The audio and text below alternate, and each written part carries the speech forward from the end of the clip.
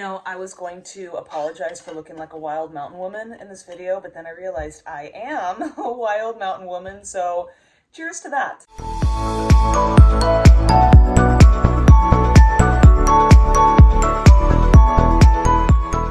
Today is Monday, January 13th. I said I was going to put out 2 videos this month, and so here we are. I decided that I'm going to use this video to basically just summarize my whole experience with bulking for the first time as a middle-aged woman for an entire year. Just as a disclaimer, as most of you know, I'm not a personal trainer. I'm not educated in any kind of exercise physiology. I'm not a nutritionist. I am not a dietitian. I am just a random person on the internet who, like most other normal people, I'm just figuring it out as I go. So I will put a table of contents here of all the topics I plan to touch upon, and I will put timestamps in the description box below so you can skip over sections that don't interest you. I did have notes. I don't have them with me now, and I cannot be arsed to go find them, so we just going off the top of our head here. I figured I would start out just briefly touching upon why I chose to bulk in the first place. Depending on if you're new here or if you've been following me for a while, the short and sweet of it is I have always been an athlete. I've been playing sports since I was 4 years old. I started lifting when I was old enough to get a gym membership. Unfortunately, my idea of lifting was, I had no concept of progressive overload. Back then we didn't have the internet. You had to go to the library and get books to learn how to do things. And so I take that back. I think we did have the internet when I was like 18, right? Yeah, because the internet started to become a thing when I was around 15. But we certainly didn't have iPhones or like the internet in our pocket. So I just got a bunch of magazines, like Shape magazine or whatever, those horrible magazines that teach you to like lift those little 1-pound pink dumbbells and do a ton of cardio. And so that's really what I ended up doing. I spent all of my 20s chronically dieting and way overdoing it with cardio. After I hurt my back, I started to get educated a bit on adding honest strength training into my normal workout routines. But it really wasn't until 2020 during the pandemic, after I was postpartum with my second kid and the heaviest I had ever been, that I really got serious about lifting and with progressive overload and doing things in the right order and stuff. So, it's been 5 years since then. I have had a whole nother pregnancy and postpartum since then. But in 2023, when we were trying for even another baby, if you've been following me, you would know I had a series of miscarriages and the last one was super traumatic. And so it was at that point at the end of 2023, end of October, I had just turned 40 and I decided we're done building our family. I'm done with the trauma. We're ending it on a super sad note, but now is the time that I'm going to focus on me. And I had said this at the beginning of me doing this bulk. I had called this whole thing muscles before menopause, because that is like, perimenopause is like a thing that's the sword of Damocles hanging over my neck right now. I don't know when it's going to happen. But my mom, by the time she turned 41, she was fully menopausal. She hadn't had her period for a year, and she was at 41, was menopausal. I'm 41 and some months now. I still have regular cycles, and I don't think I'm in any form of like measurable perimenopause. But I don't know when it's going to happen for me. So I decided that I was going to channel all of my sadness and all of my desire. So sadness from the losses, but also desire to finally buckle up and take this last opportunity before my hormones go sideways to get serious about putting on the muscle mass I want on my body and really build my physique. Now, after having 3 Earthside babies and now that I'm in my 40s. So that was like my main why. But on top of that, the whole menopause thing, it also like a huge driving force for me is health.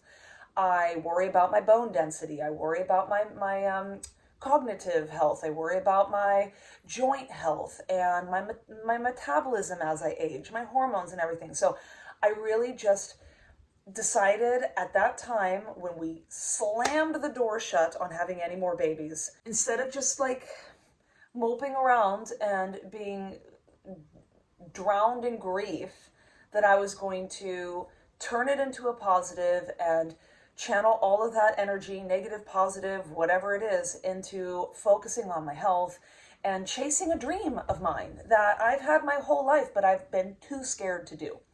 So those were like my main whys for doing this bulk, because I knew I needed to go into a calorie surplus and lift freaking heavy to put muscle on my body before hormones made adding muscle and losing fat increasingly more difficult. My plan was to, in terms of nutrition, so from end of October to end of January, so 2023 to 2024, I had done a diet to lose all the baby weight that I hadn't lost from my third kid and that I had also gained during the sadness of all my miscarriages in 2023.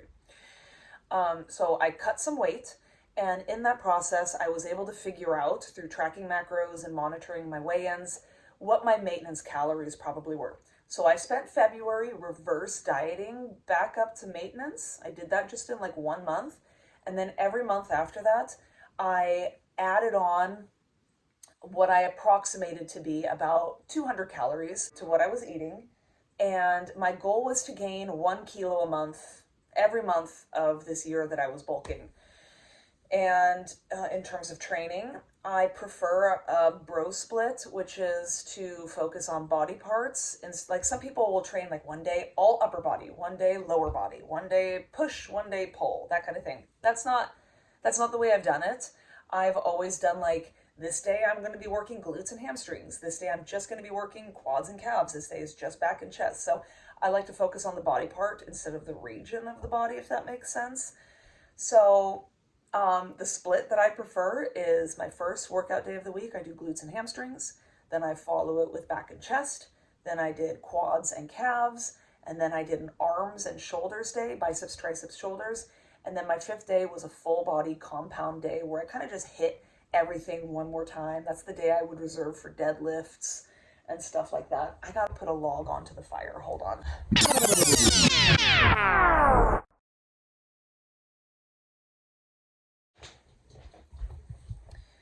And like, it's really just as simple as that. Now, one of the things I planned on doing that I did not execute whatsoever was I thought I was going to be tracking macros throughout this whole bulk.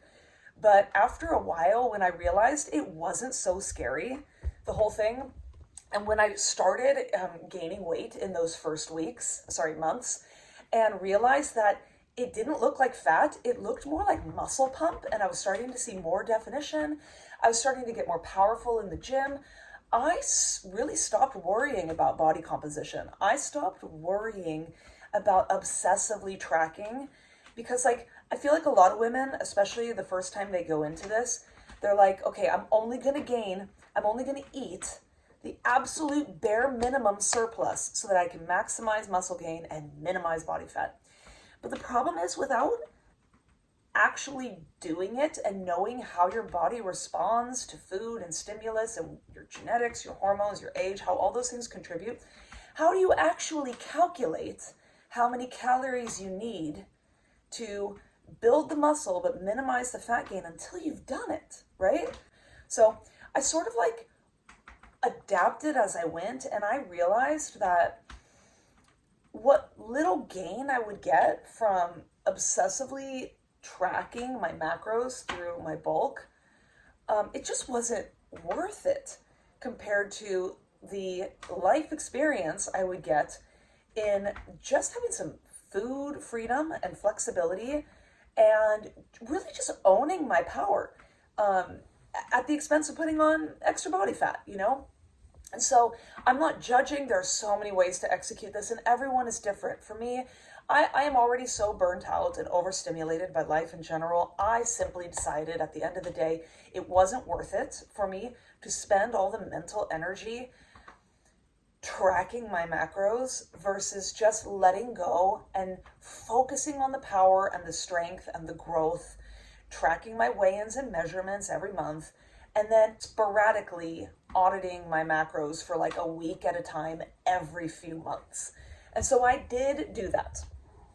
And just to round out this execution segment for the final month, which is the month I'm in right now, month 12 of this build, I looked back on those sporadic times I audited my macros, and I was able to extrapolate like a ballpark number of what I thought my maintenance calories were sort of at the time. And so I just assumed that that's going to be my maintenance calories now. I tacked on 125 calories to it to put me into a surplus. If that truly was my maintenance calories, my estimation, then 125 calories extra each day would lead to a half a kilo gain by the end of the month. So my thought was, in this final month, I will track my macros at 100% every day. I will weigh in every day in the morning, after I go into the bathroom, before I've eaten anything. And I will take averages of each week and eat, and then at the end of the month to sort of get the most accurate maintenance calorie number I could calculate based off of what I was eating versus how much weight I gained or lost. And then I would have at the end of this bulk a really nice tailored number for me to subtract calories from as I go into my diet phase coming up. But that was the plan for January. That's not the way it's really turned out. I am tracking macros at 100%. I am weighing in every day, but those first few days I ate that maintenance number plus 125. I was famished and already obsessing about food. Like, I am so hungry. And I realized I'm not going to spend my last month of my bulk feeling like I'm in a diet. That is going to do nothing for me. I want to be fat and happy this month, So I decided to continue tracking, continue weighing in, but I am allowing myself to eat whatever it is I need to eat.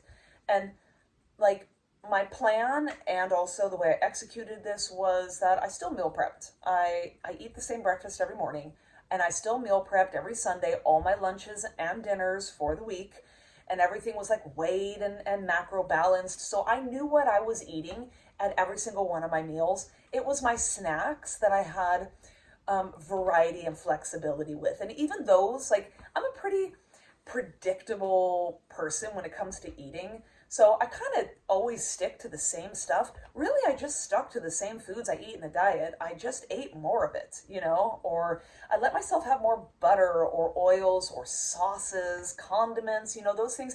I let myself drink milk instead of water. All those little tiny things take you from a calorie deficit to a calorie surplus. So, I kind of just stuck to my normal foods and just added on a little bit more of the fun stuff to it. So I had a general idea of what I was eating every single day. So I just made sure I tracked, and I continue to track the things I eat on the days that I'm hungrier. And I have days where I'm eating if I were to take that maintenance number I sort of ballparked, I'm eating in excess of 500 to 600 calories above that.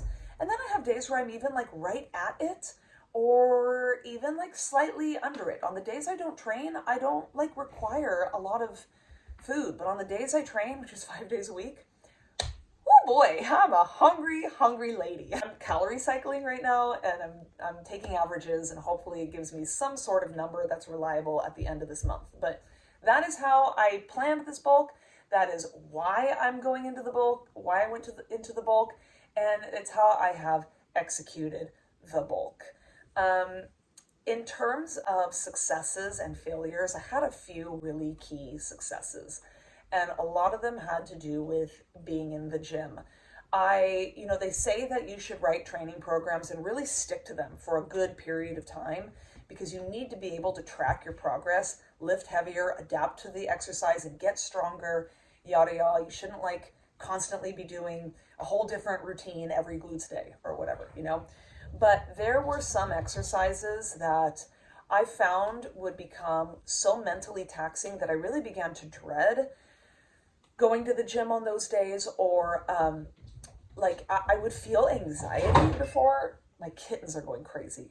I would feel anxiety before going to the gym, and I just eventually realized when I start to feel that way, I just need to write those exercises out of my program for a few weeks, do an appropriate replacement exercise instead, and then revisit the old one in a few weeks and see what happens. And that worked so well. So as an example, hip thrusts, Bulgarian split squats. What else was there? There was another exercise. I had it in my notes. I can't remember anymore. But I took a break from those and I replaced them with things like step ups or the leg press or I don't know. I chose other things, variations of like curtsy lunges or standard lunges or whatever. And then a couple weeks later, when I was like, okay, I'm feeling fresh, I feel like I want to try hip thrusts again or split squats.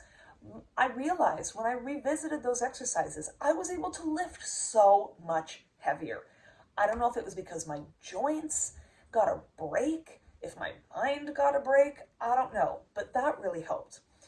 And then casually experimenting with new exercises just to keep things fresh.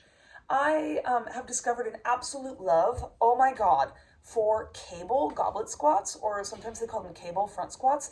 I can't squat comfortably. I've got long femurs and I mean, I can do it now, but I really don't like it. It doesn't feel natural for my body, but this feels incroyable, okay? And the stimulus I'm getting in my quads, which is what I'm using this exercise for, is on my quads day, has been like unbelievable. So experimenting with things, not being so regimented and rigid that I'm not willing to deviate and try new things has been awesome. I've added in face pulls into my workout routine. I've tried different machines. I'm trying to hit the same muscle but in different ways. I'm kind of just feeling things out. What feels good for my body? I have a really bad right shoulder. Don't ask me why. I don't know, but I cannot do an overhead press. But I learned that I can still get my front delts if I do an incline dumbbell chest press. So it's working my chest, but it's also working my delts, my shoulders, and I don't have pain. So just experimenting and feeling things out and stuff has been really, really helpful. Another great success I've had is my smaller muscles. I'm sure this is a thing for everyone. It takes them forever to grow. It takes me forever to be able to graduate to like the next size dumbbell or whatever. So for instance, lateral raises or bicep curls. My biceps don't want to grow. They don't want to grow and they don't want to get stronger. Like, it's so frustrating. I find that genetically, I grow really quick and I get so much strength and power in my lower body. Maybe it's because they're bigger muscle groups. I don't know. But my upper body is just not with the program. I have pretty much an imbalance, even though I train with the same intensity and the same amount of time and volume with my lower body as I do my upper body. And my lower body exploded. My butt is the size of Jupiter. My quads are massive right now. But my upper body has just taken forever to grow. So I have employed things like drop sets, which is where I lift an amount of weight that's too heavy for me to actually complete my full 8 reps per set. Sometimes I'm only able to get 4, 5, 6 reps in of that heavy weight, but then I drop down to the next lower weight and complete my hypertrophic rep range, which is like 8 to 12 reps per set. And I'm able to reach failure twice in each set because I do it once with the heavier weight and then once with the lower weight. And I find that at least my strength, I don't know if that's helped build muscle faster, but my strength has improved dramatically and much more quickly. I've busted through plateau after plateau after plateau doing drop sets. So those have been great. And that's mostly for my upper body. That's been my upper body strategy. For my lower body, I find that I respond really good to pyramid sets, which is when you do a set with like a lower weight, and then the next set you go up to a higher weight and a higher and a higher, and eventually you'll see your reps go down as the weight gets higher, but you still get overall the right amount of stimulus and volume to grow the muscle in those regions. But it also, I have found, has expedited my strength growth also.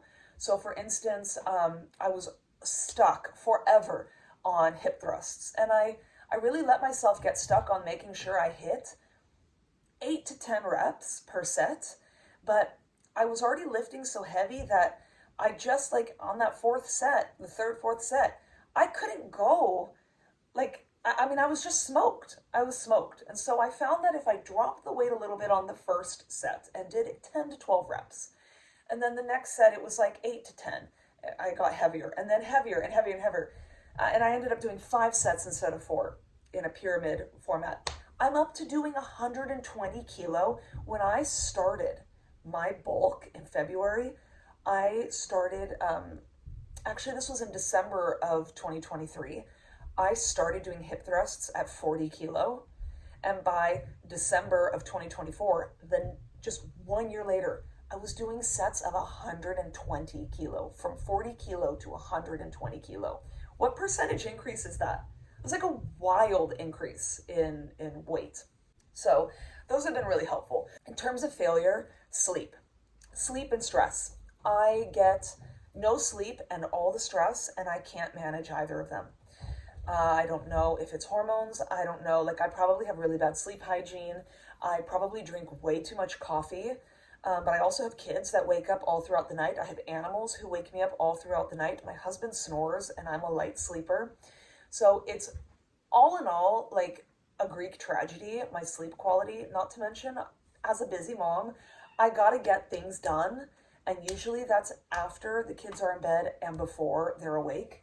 And so like, I'm going to bed at 10:30 and then I wake up at 4:30 to train. So I'm a person who needs 9 hours of sleep, and I'm getting 6 hours, 5 to 6 hours of absolute shit quality sleep.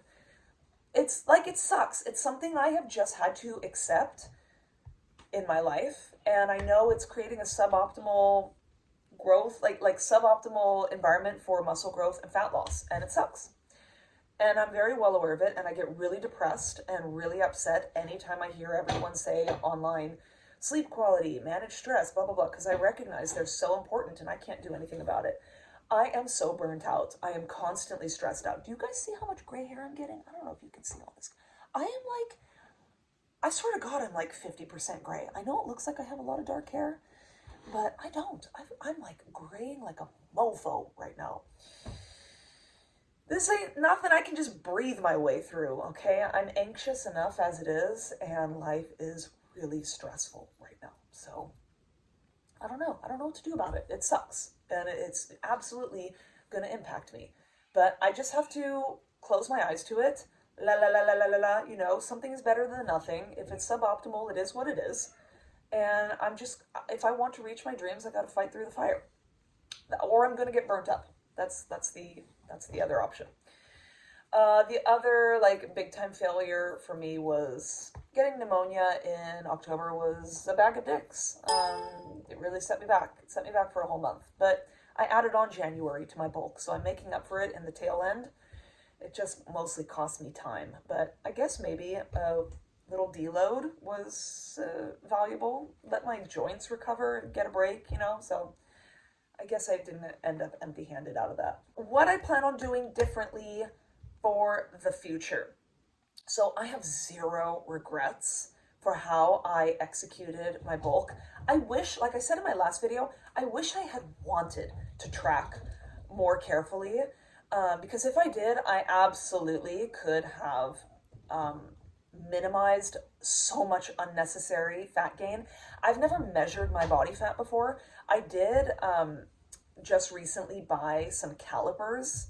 So I'm going to try to measure my body fat for the first time ever in my life just before I start my diet to see if like that's a measurement I can track. So I don't have any like basis to found this estimation on, but I swear to God, I'm somewhere between 28 and 32% body fat.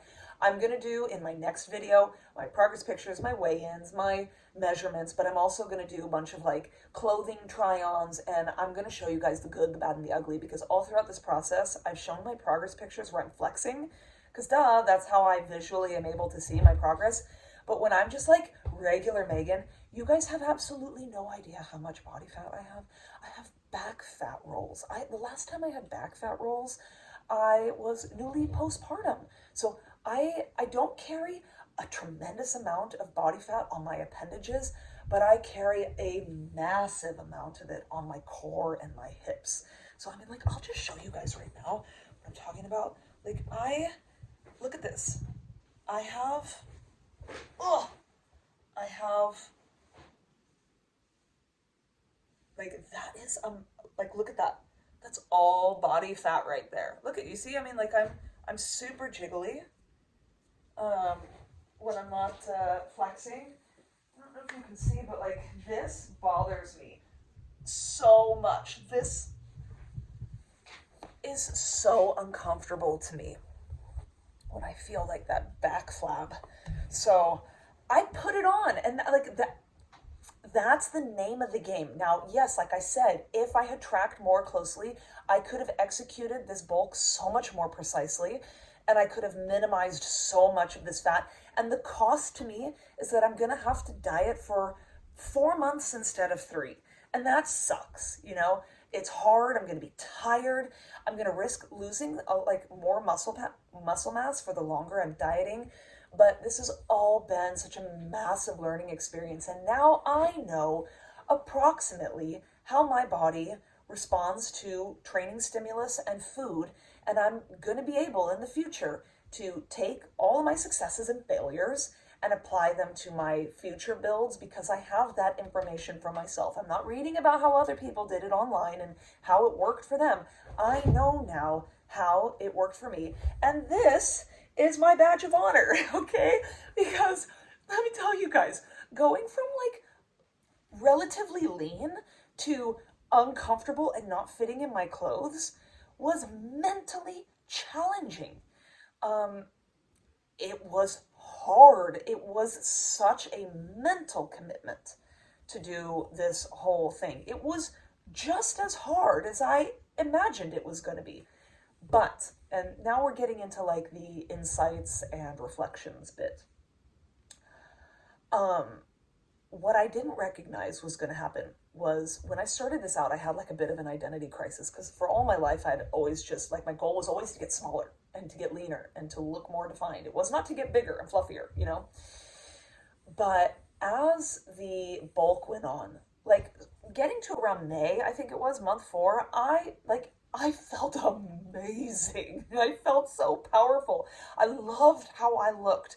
I had gained weight up until that point, like several kilo, but I didn't feel I had gained body fat. All I could see was more definition, and I was getting so much power and strength in the gym. It wasn't until June or July when I really started to push eating because I had hit some strength plateaus and realized I really needed to bite the bullet because now we're getting into the area where adding any more body fat to my frame was going to start making me look worse, you know, less ideal from where I'd like to be. It was like around that time when things got difficult because that's when my body really started to change and started to look less and less like how I wanted it to. But for as uncomfortable as I was and as much of like a body image mental thing as it was, because it was, I'm not going to lie, what I didn't expect was just how much I'd fall in love with the power of strength and performance. And now that I'm at the end of my bulk and facing a prolonged diet, I'm having the same crisis, like identity crisis, in reverse. I'm now thinking, oh my God, for the next 4 months, I'm just going to be getting smaller and smaller. And I'm going to probably lose some strength. It's going to be really hard to maintain my strength. I'm not going to be having PRs every week like I was before. And I'm going to be miserable and hungry. And so it's just really funny how I want the goal of getting leaner, but yet at the same time, I don't want to give up what I have now for that, just like how I didn't want to give up being lean for what I have now. So it was just very an unexpected turn of events. But in terms of what I plan on doing differently in my future builds, I'm definitely going to do them for shorter periods, like I said, 4 to 6 months, so that I don't like tack on too much body weight, but I am able to continually add on small amounts of muscle mass as the years go by. And then, yeah, definitely track my bulks more carefully, execute them a little more precisely, and eventually this is all just going to boil down to a science. I'm going to know my numbers, and I'm going to know my body, and I'm going to be able to make small tweaks as I get older and my hormones go sideways and yada yada. And it's going to be less and less scary and less difficult and more just, okay, this is the goal we're going to go after now. Let's seize the day and go get it. And in this phase, I'm going to really look forward to getting stronger and setting some PR goals. And in this phase, I'm going to get to like lean down and look like really good and see how my body's changing and stuff. So that's it. I don't want to make this video much longer. I'm pretty sure I touched upon everything more or less that I had hoped to. I'm sure I put up pictures and video along the way, but like I said, stay tuned for a couple weeks. At the end of the month, I'm going to be doing like some clothing try-ons, measurements, progress pictures, weigh-in, the good, the bad, and the ugly. I'm just going to show my body the way it is, as it is, because it's this content for as like vulnerable as it makes me, and as much as I don't want to show it because like I don't like it, I'm not comfortable, at the same time, it's like I'm going to want to look back on this as I go through my diets and be able to look back and be like, oh my gosh, that's how I looked, that's how I felt, now look at me now. It's just going to be so motivating, you know? So thank you for following along, and I'll see you guys in a couple weeks. Okay.